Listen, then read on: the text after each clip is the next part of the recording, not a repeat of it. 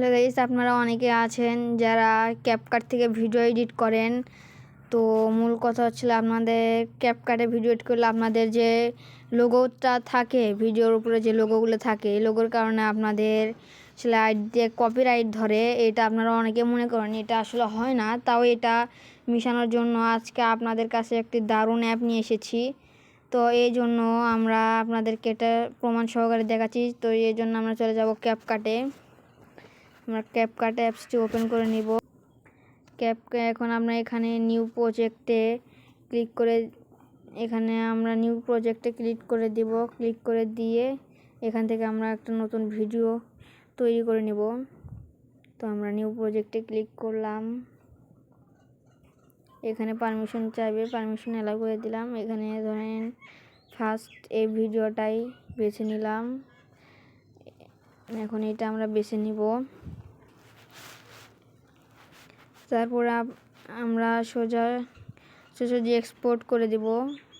আর এখানে আরেকটি অপশন এসেছে, এই যে দেখতে পাচ্ছেন ক্যাপকাটের লোগোর মতো একটা অপশন এসে গেছে।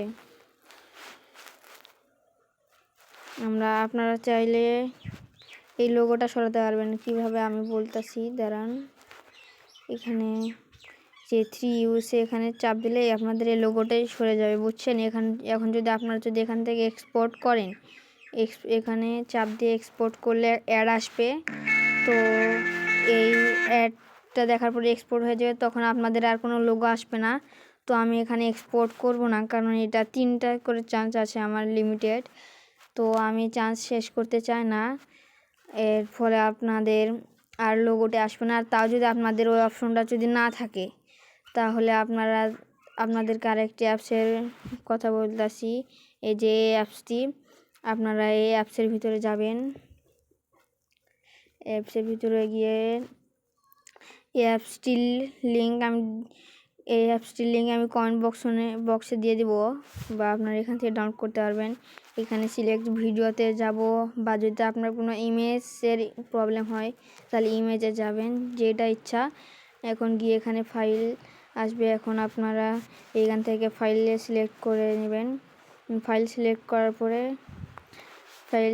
পরে আপনাদের যে ভিডিওটা আছে, আপনারা এই ভিডিওটি সিলেক্ট করে নেবেন। সিলেক্ট করে নেওয়ার পরে আপনাদের এই কাজটি সম্পূর্ণ হয়ে যাবে। তো বাই বাই।